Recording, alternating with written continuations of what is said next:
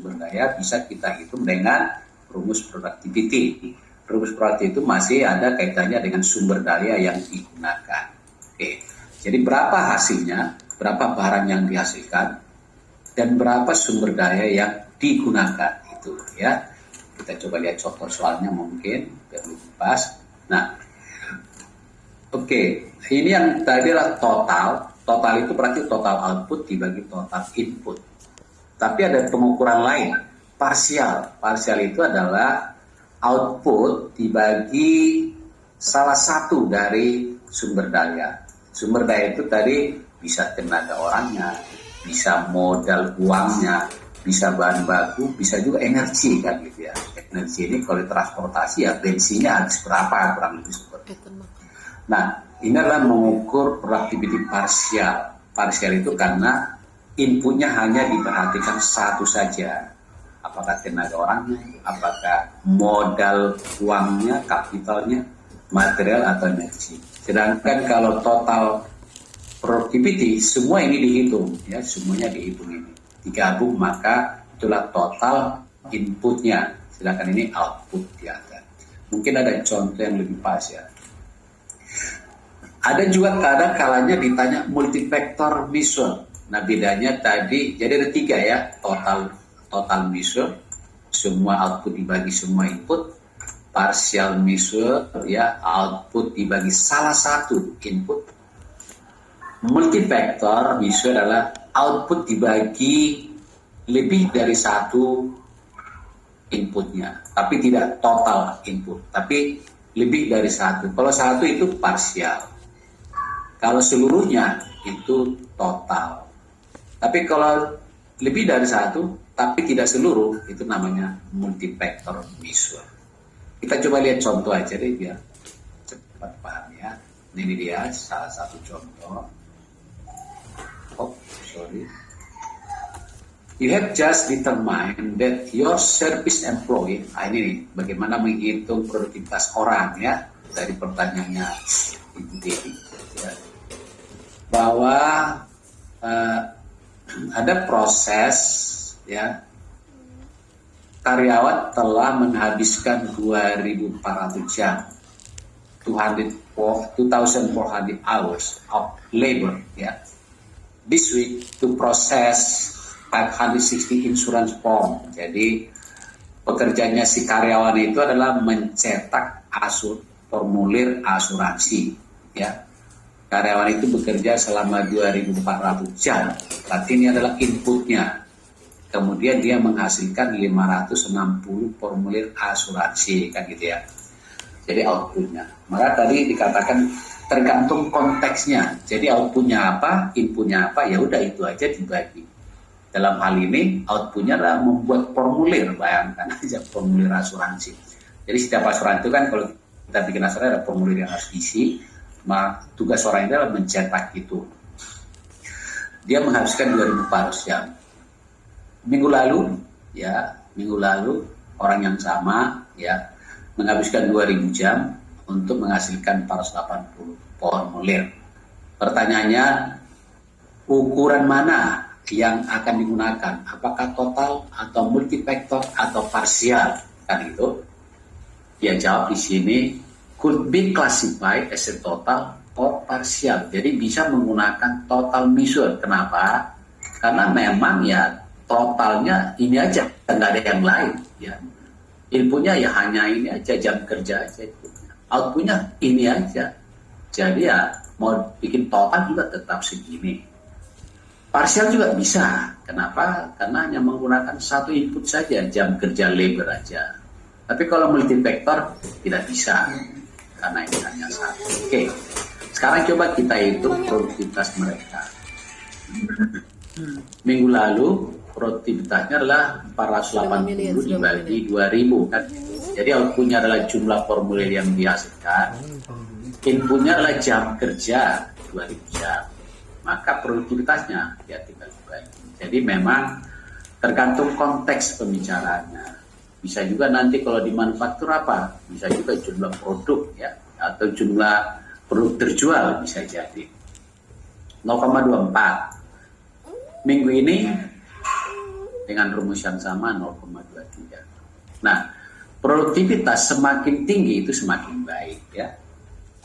Jadi kita bisa membandingkan produktivitas dia minggu lalu 0,24, minggu ini 0,23. Berarti sebenarnya dia minggu lalu lebih produktif dari minggu ini. Itu artinya ya. So, productivity is decreasing slightly. Jadi produktivitasnya menurun.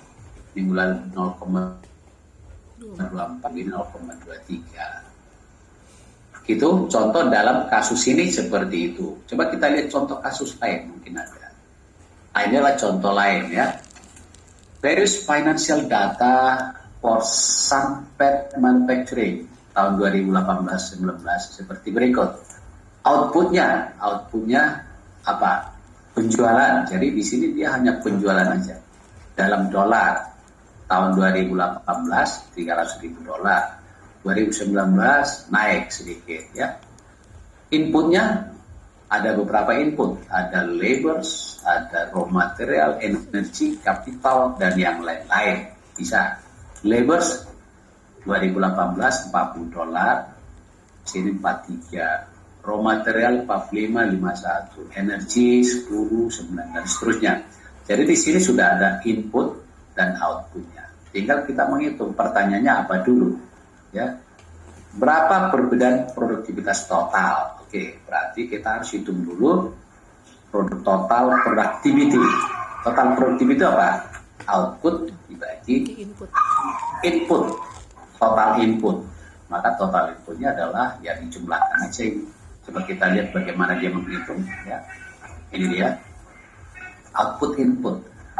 Produktivitas total ya. Total output 300.000 tahun 2018, 330 2019. Total inputnya dari mana nih? Dijumlahkan semua ini ya. Jadi ini dijumlahkan, yang ini maksud saya. Ya. Selalu nyambung. Jadi ini total 300.000, 340, 385, 395, 545 ya, kemudian tambah 2000 547 ya, 347 ya. Maka produktivitas tahun 2018 adalah 300.000 dibagi 347.000 sama dengan 0,865. Jadi kita lihat output itu harus apa, input itu harus apa, tidak ada, tergantung biasanya manajemen lah yang menentukan, manajemen perusahaan. Coba hitung produktivitas terhadap ini, kan itu bisa gitu ya. Tahun 2019 meningkat apa enggak? Ternyata meningkat. Jadi dia lebih produktif tahun 2019 dibanding 2018. Selisihnya berapa? Karena yang ditanya adalah perbedaan produktivitas, ya kita kurangkan saja 0,024 ya. Berapa persen? 2,77% lebih produktif tahun 2019 dibanding 2018. Nah, jadi kalau tadi ada pertanyaan, kalau guru seperti apa mengukur, memang ya harus manajemen yang menentukan ya, apa ini ukuran produktivitas kita apa.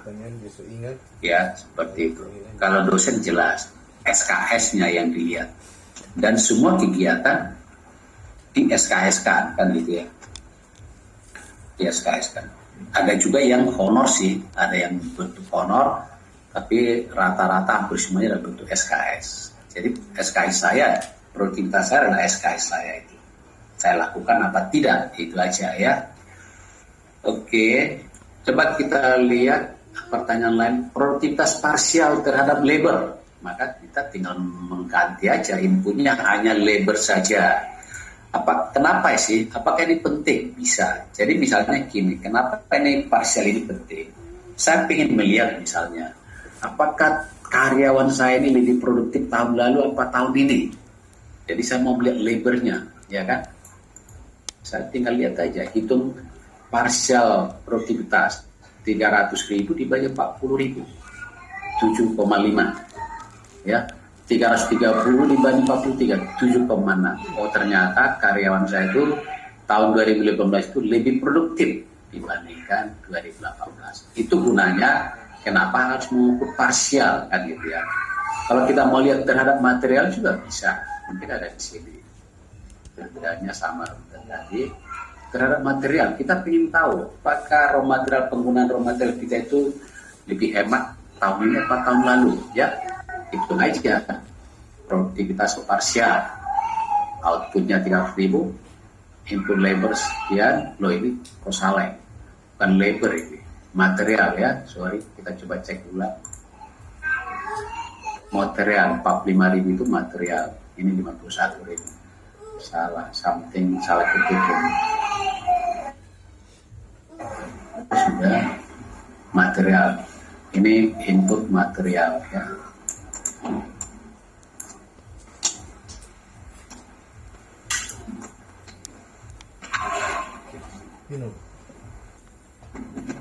Material.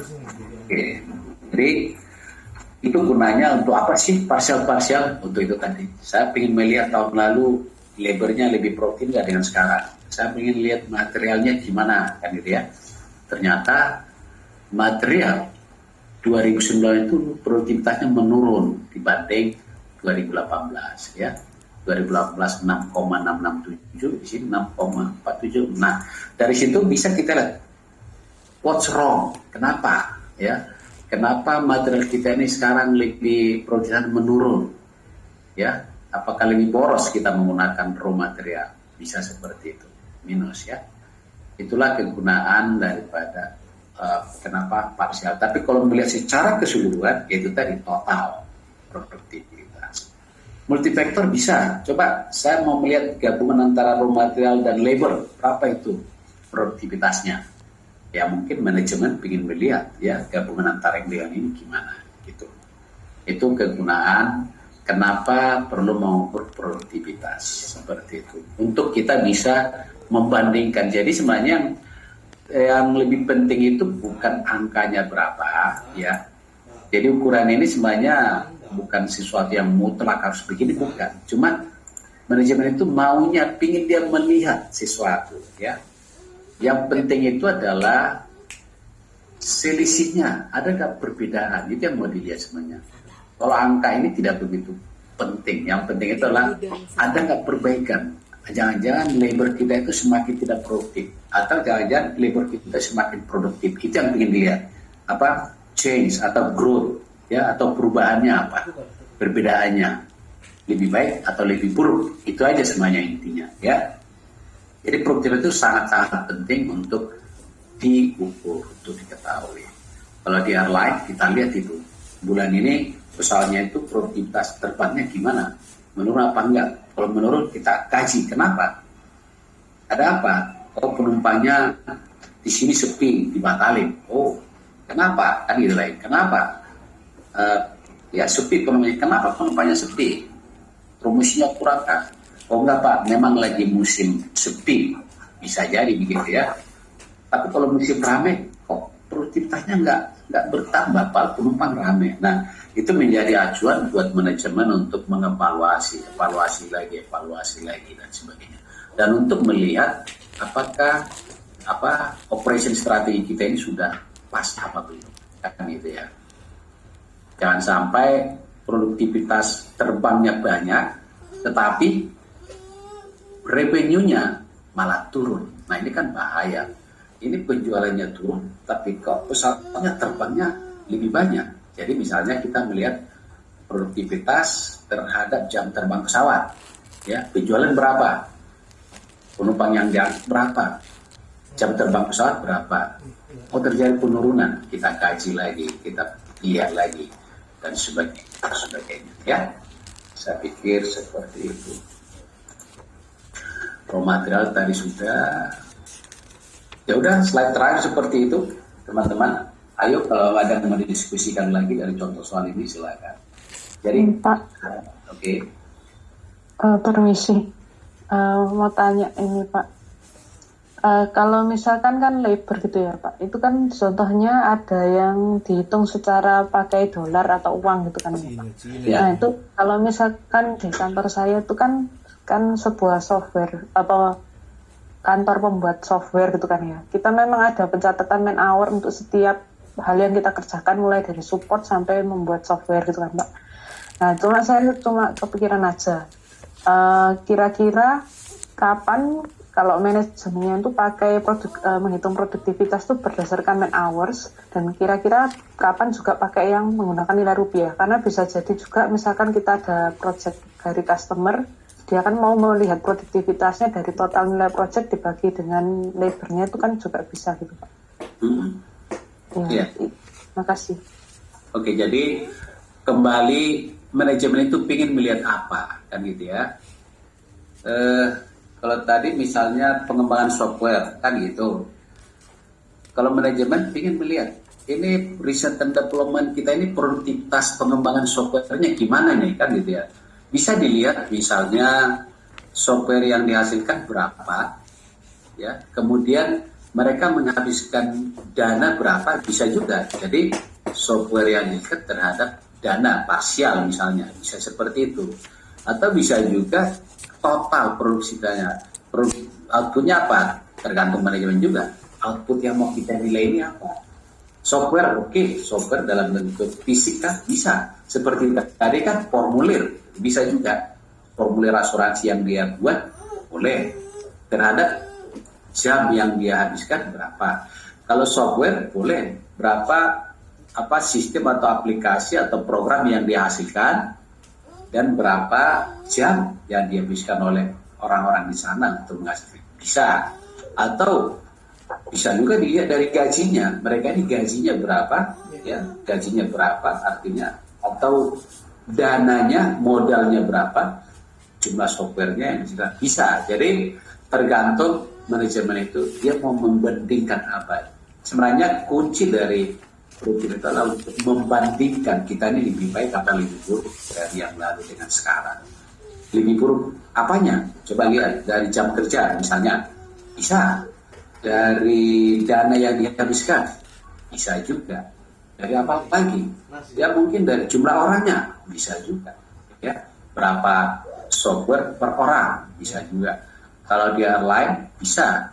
Berapa penumpang per karyawan, bisa kita lihat seperti itu. Jadi memang saya ingin melihat apa dulu.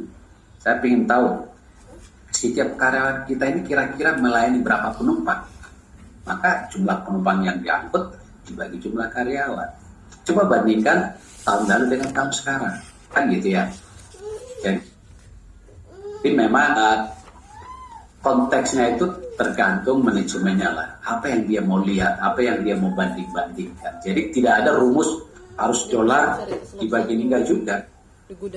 Marketing misalnya, marketing itu research and development, bisa juga. Berapa produk baru yang dia rancang dan menghabiskan dana berapa, bisa.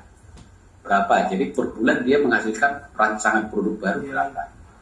Kemudian mereka menghabiskan jam kerja berapa, menghabiskan modal berapa, kurang lebih segitu ya. Jadi tidak kaku seperti itu, sangat-sangat fleksibel dan generik lah. Jadi tergantung manajemen ini mau membandingkan apa, kuncinya itu. Terserah aja, outputnya apa, inputnya apa, terserah aja. Yang penting bisa nanti dia bandingkan yang dulu dengan yang sekarang. Kan kuncinya, utamanya adalah melihat kita ini lebih buruk apa lebih baik. Saya pikir itu. Tentang rumusnya terserah aja, yang penting nanti bisa kita bandingkan. Memang supaya bisa kita bandingkan harus dalam bentuk angka, itu aja. Tidak bisa dengan kata-kata kan gitu ya.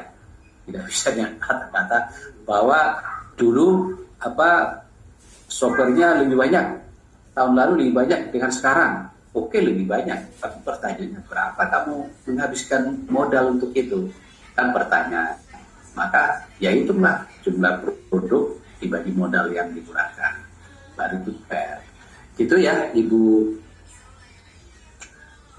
siapa tadi? Ibu Endra ya. Oke. Ya.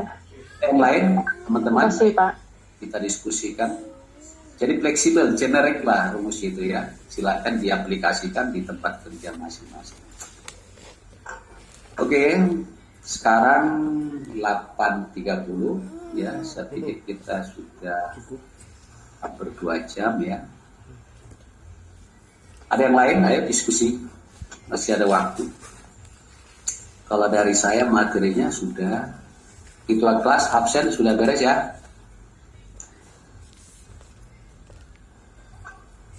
Sudah Pak, sudah saya absen Pak. Oke, ya sudah. Nanti rekamannya itu langsung masuk ke TU kita. Jadi biar langsung rekamannya di sana. Memang kita buat seperti itu. Oke.